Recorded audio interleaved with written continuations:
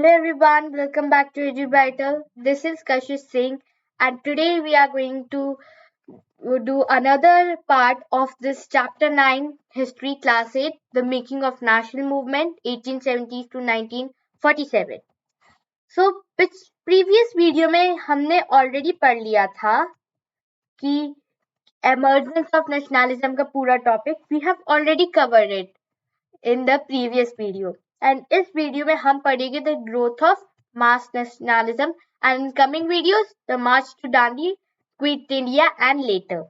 So the growth of mass nationalism ये जो topic है it's a very big topic. So we have divided this topic into two parts. तो आज हम सिर्फ आधा पढ़ेंगे और नेक्स्ट वीडियो में हम आधा कंप्लीट कर लेंगे. So let's start. The growth of mass nationalism. 1919 में, after 1919, the struggle against British rule gradually became a mass movement involving peasants, tribals, students, and women in large numbers, and occasionally factory workers as well. Certain business groups too began to actively support the Congress in the 1920s. तो ये paragraph एक introduction है topic आगे वाले topic का कि 1919 में जो स्ट्रगल है ना बहुत ज्यादा बढ़ गई. 1919 से क्यों, उससे पहले क्यों नहीं हुआ, तो इसका एक कारण है जो हम अभी पढ़ने वाले. तो 1919 से बहुत ज्यादा मास प्रोटेस्ट होना शुरू हुए, पेजेंट्स उसमें हो गए, ट्राइबल्स आने लग गए, स्टूडेंट्स आने लग गए, वुमेन आने लग गए, फैक्ट्री वर्कर्स भी, कुछ बिजनेस ग्रुप्स भी. इन सब लोगों ने इस मूवमेंट को सपोर्ट किया. तो वैसे इस पूरे चैप्टर में हम मेनली तीन वो मूवमेंट्स को पढ़ेंगे. The main three movements which is non corporation movement, civil disobedience movement and the last one is quit India movement. तो ये तीन मेन मूवमेंट्स है. स्वदेशी मूवमेंट और वंदे मातरम मूवमेंट जो हमने पढ़ा, those were when the Bengal partition was there. Okay, ये जो तीन मूवमेंट है अभी हम वो अगले वीडियो से हम नॉन कॉर्पोरेशन मूवमेंट स्टार्ट करने वाले हैं. सो इस वीडियो में हम बस ये देखते हैं कि इससे पहले के नॉन कॉर्पोरेशन से वो पहले कौन कौन से टॉपिक्स है. ओके, तो 1919 में बहुत ज्यादा स्ट्रगल होने लगी. अब 1919 में ही क्यों, ये जो slide it's a very important slide. ये था mainly because of first world war. अब कैसे, तो क्या हुआ, फर्स्ट वर्ल्ड वॉर में England was a part of it, right. England was the part of first world war. अब ये जो फर्स्ट वर्ल्ड वॉर था इसमें वो ब्रिटिशर्स भी थे पार्ट, ब्रिटेन भी था. इससे क्या हुआ, अब जितना भी मोस्टली जो पैसा वो सब जो भी था वो वॉर में जाने लगा. तो क्या हुआ, इससे इकोनॉमिक और पॉलिटिकल सिचुएशन जो थी इंडिया की थोड़ी बहुत खराब होने लग गई. डिसएडवांटेज है यहाँ पर. एडवांटेजेस और फिर डिजायर भी है इसमें, कैसे इंडिपेंडेंस की डिजायर आई. तो क्या हुआ, पहले मेन पढ़ लेते हैं हम जो मेन चीज है. तो इससे पॉलिटिकल सिचुएशन, इकोनॉमिक सिचुएशन तो खराब हो रही थी. अब जैसे इनको फंड्स चाहिए थे वो मिलिट्री के लिए, जिससे ये वॉर में जीते. तो इससे क्या हुआ, बहुत वो सारा पैसा वहां जाने लगा, अब कमी पड़ने लग गई इंडिया में.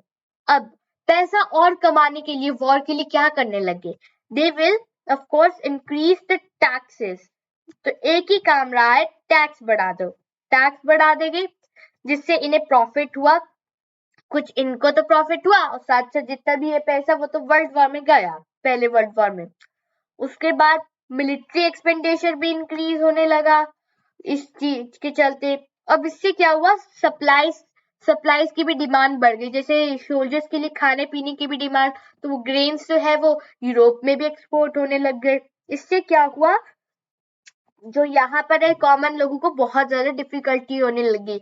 सारी चीजें एक्सपेंसिव कर दी जिससे वो पैसा ले सके ज्यादा से ज्यादा, वो जो वॉर है वॉर में सारा पैसा इन्वेस्ट कर सके.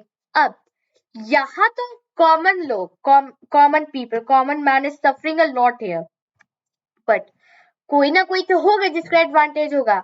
And so here is here are the business groups taking advantage of it. अब वर्ल्ड वॉर पहले फर्स्ट वर्ल्ड वॉर 1914 से 1918 तक चला. 1919 से प्रोटेस्ट बहुत ज्यादा बढ़ गई. इसीलिए मैंने बोला था कि 1919 से क्यों, there is an reason behind it. Okay, अब बिजनेस ग्रुप्स जो थे वो इससे प्रॉफिट करने लगी. कैसे? अब हमें पता है वॉर जब होता है तो वेपन्स की बहुत ज्यादा जरूरत होती है, राइट? एंड वेपन्स हम वेपन्स किससे बनते हैं? मेटल से. Metal mainly iron, right? अब टिस्को आपने सुना होगा, हमने ज्योग्राफी में भी ऑलरेडी पढ़ रखा है टिस्को के बारे में. ये 1907 में बना था.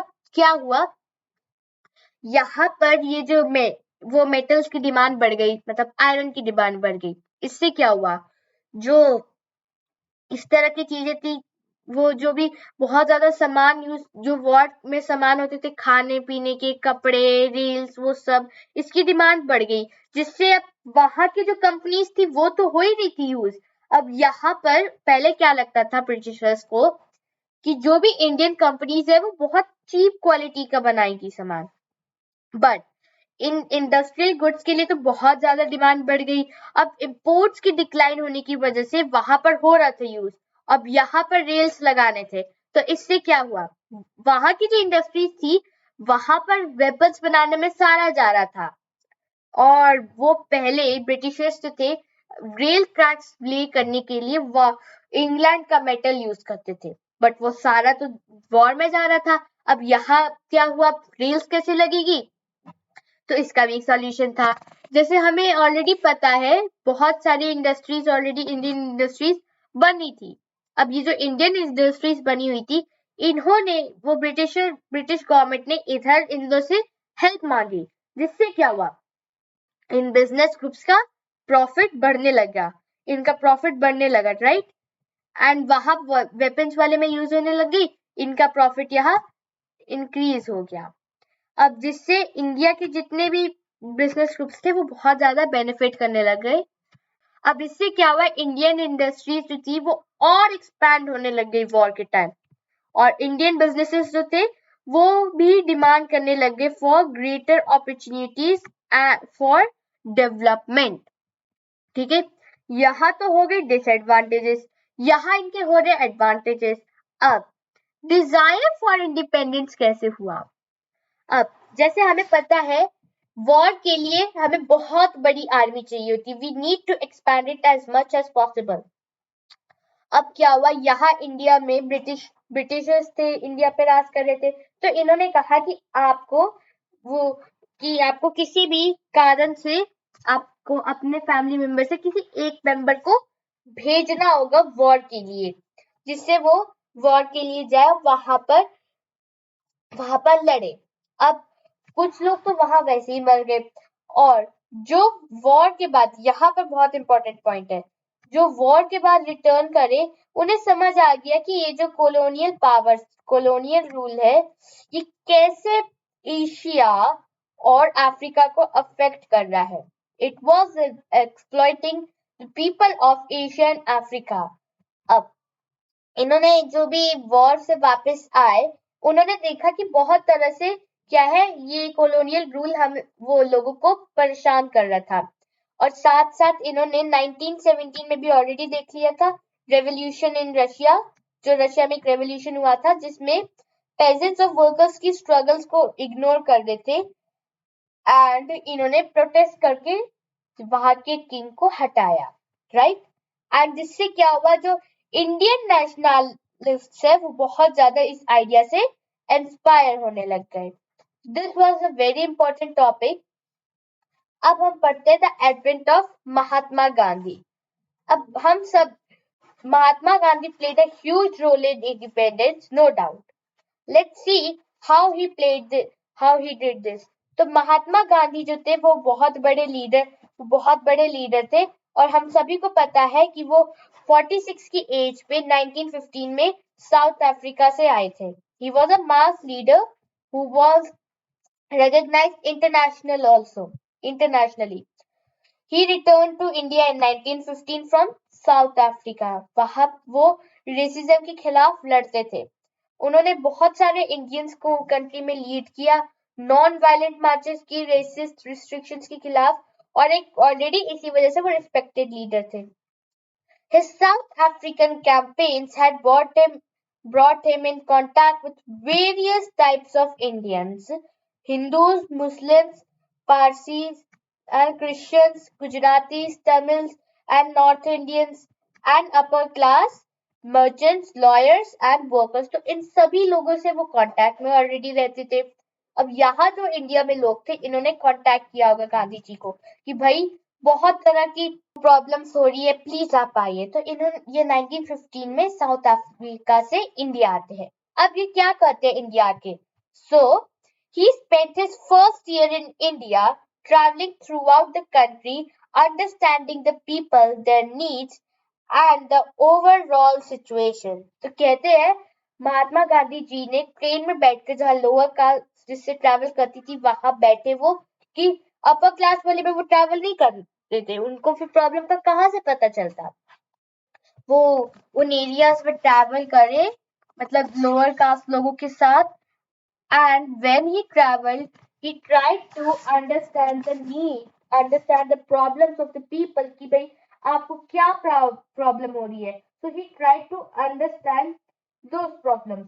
वो ट्रेन में बैठकर लोअर कास्ट लोगों के साथ उनसे पूछते थे, बातचीत करते थे for first in his first year in the arrival to India. His earliest interventions were in local movements in Champaran, Kheda and Ahmedabad, जहां उन्होंने राजेंद्र प्रसाद से कांटेक्ट में वो आए और सरदार वल्लभ भाई पटेल से। ओके, और अहमदाबाद में उन्होंने बहुत ज्यादा सक्सेसफुल स्ट्राइक्स करी इन 1980। तो 3 तरह के कैंपेन्स हुए। एक तो हुआ चंपारण में, जिसे हमें पता है कि वो जो प्लांटर्स थे, चैप्टर 3 में पढ़ा था, प्लांटर्स थे, वो बंगाल से शिफ्ट होके बिहार में चले गए, राइट? वहां बिहार में जाके लोगों को वही प्रॉब्लम्स होने लग गई। तो वहां से गांधी जी ने चंपारण मूवमेंट का किया, क्योंकि इंडिको प्लांटर्स के खिलाफ, और वो सक्सेसफुल भी रहा। फिर खेड़ा में एक और मूवमेंट होता है। खेड़ा में क्या होता है, जैसे यहाँ वर्ल्ड वॉर वो सब चल रहा था, तो इधर 23% टैक्स इंक्रीज कर दिया था। They had increased tax by 23%. 23% से इन्होंने टैक्स इंक्रीज कर दिया। अब एक और प्रॉब्लम हो रही थी, वो बहुत ज्यादा फेमाइन वो सब डिजीजेस भी थी, तो वहां कॉलेरा भी स्प्रेड होने लगा था, कॉलेरा स्प्रेड हो रहा था और प्लेग भी स्प्रेड हो रहा था, इस तरह की डेंजरस डिजीजेस, राइट? सो इस तरह की डेंजरस डिजीजेस स्प्रेड हो रही थी और गवर्नमेंट टैक्स पे टैक्स बढ़ाई जा रही है, तो इन्होंने कैंपेन्स करे और इट वाज सक्सेसफुल।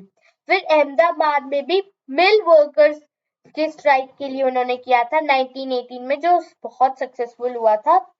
तो वहां क्या था, अहमदाबाद में मिल्स में क्या हुआ था कि वहां पर जो वर्कर्स थे, उनके जो वेजेस थे ना, the wages of the workers was low, right? And low होने के साथ साथ काम बहुत कराते थे, लेकिन वेजेस लो देते थे। फिर जब ये हंगर स्ट्राइक हुई, प्रोटेस्ट हुआ, तो इससे क्या हुआ, गवर्नमेंट पहले नहीं मानी, बट जब बहुत ज्यादा प्रॉब्लम होने लगी उन्हें, तो उन्होंने फाइनली वेजेस को इंक्रीज कर दिया। So well, these were the 3 main movements that were there. अब हमारा अगला टॉपिक है राउलेट सत्याग्रह, जो अभी हमारे इस वीडियो का लास्ट टॉपिक है। सो राउलेट सत्याग्रह में क्या होता है, 1919 में गांधी जी को एक कॉल मिलता है सत्याग्रह के लिए, राउलेट एक्ट के खिलाफ, जो ब्रिटिशर्स ने पास किया था। अब question arises, what is this Rowlatt act? ये राउलेट एक्ट क्या है? इस एक्ट में वो क्या कहते हैं, जो भी अगर वो पुलिस लोग होंगे, पुलिस ऑफिसर्स होंगे, वो किसी को भी अगर वो सस्पिशियस देखते कि भाई ये बहुत ज्यादा सस्पिशियस लग रहा है, then they can arrest him at that moment and put him or her in jail without any trial in court. क्योंकि जेल में डालने से पहले कोर्ट में तो लाया जाता कि भाई आप हो गिल्टी या नहीं हो। अब यहाँ क्या हो गया, सारी पावर पुलिस के पास चली गई, जुडिशियल पावर भी छीन गई। अब पुलिस जिसको भी सस्पिशियस समझेगी जेल में डाल देगी। इससे क्या हुआ, इनको वो इनको लगा कि ये बहुत गलत है and it is very humiliating. It was snatching the freedom of Indians. The act curbed fundamental rights such as freedom of expression and strengthened police powers. तो यही बताया मैंने कि इनकी फ्रीडम ऑफ एक्सप्रेशन छीन ली गई, फ्रीडम ऑफ स्पीच छीन ली गई और पुलिस पावर्स को बहुत ज्यादा स्ट्रॉन्ग कर दिया गया। Mahatma Gandhi, Mohammad Ali Jinnah and others felt that the government had no right to restrict people's basic freedom.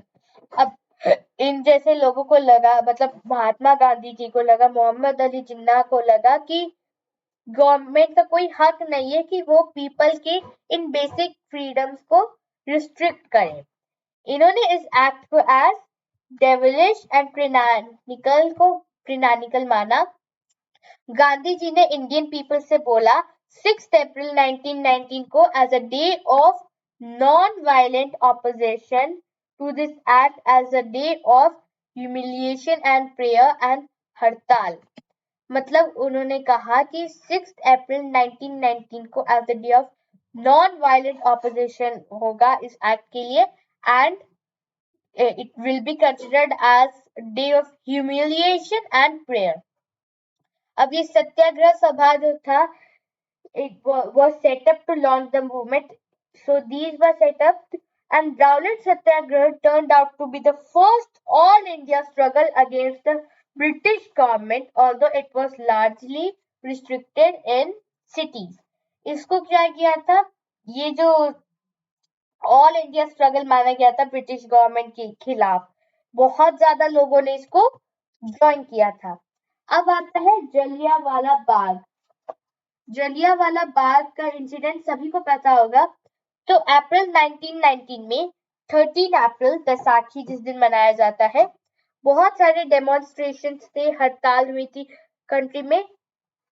General Dyer जो आप इसका नाम सुना ही होगा आपने इनके बारे में।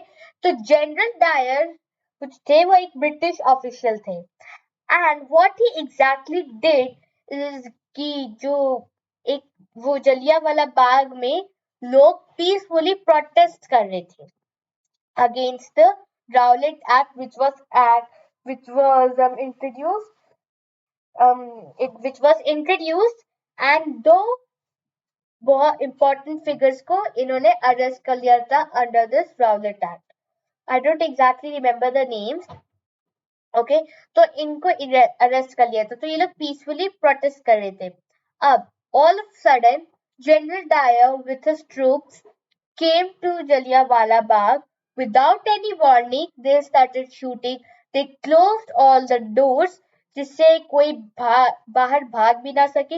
इन्होंने कहते हुए इन्होंने इतना ज्यादा शूटिंग करी कि thousands of people were killed. Innocent men, women, children, all of them were killed. Innocent people were killed. Because they were peacefully protesting, उसकी वजह से innocent लोगों को मार दिया गया। अब इससे क्या हुआ, लोग ऑलरेडी बहुत ज्यादा वो परेशान थे, बट इसने वो आग में घी डालने का काम कर दिया इस इंसिडेंट में। एक और रीजन था कि ये हुआ कि उन्होंने या तो वो सेलिब्रेट कर रहे थे। One more main reason is here कि जो वहां पर लोग थे उनको पता नहीं था कि हम ऐसे पब्लिकली कर्फ्यू लगा हुआ था and they didn't knew about it. वो लोग वहां पीसफुली सेलिब्रेट कर रहे थे and so this was also one of the main reasons जिससे ये इंसिडेंट हुआ। और उसके साथ साथ ऐसा भी वो कहते हैं कि अभी तक जो दीवार है उस वो एरिया की, वहां पर अभी तक बुलेट्स के निशान है। And so when General Dyer was called कि भाई आपने ऐसा क्यों किया, He didn't have any mercy on those people who were killed in that incident. So this was all about Jallianwala Bagh. अब Rowlatt Satyagraha की during the Rowlatt Satyagraha, the participants tried to ensure that Hindu and Muslims were united to fight against the British rule. तो ये रावलट सत्याग्रह ने किया, चाह रहे थे कि इस सत्याग्रह में कि जो भी हिंदू मुस्लिम जितने भी रिलीजन के लोग हैं सब एक साथ फाइट करें ब्रिटिश रूल के खिलाफ. इन्होंने महात्मा गांधी को भी बोला. This was also the call of Mahatma Gandhi, who always saw India as the land of all people who lived in the country, Hindus, Muslims, and those of other religions. He was keen that Hindus and Muslims support other in any each other in any just cause. वो चाहते थे, महात्मा गांधी चाहते थे कि जो रावलट सत्याग्रह है इसमें सभी लोग एक साथ मिलकर ब्रिटिशर्स के खिलाफ फाइट करें. They he wanted that everyone should be united, whether everyone should be united and they should not be separated on the basis of religion. Okay, so till so we were supposed to do in this video till here only. I hope you learned something new today. If you have any doubt, please comment me down in the comment section. I will surely respond to you. Thank you so much for watching this video.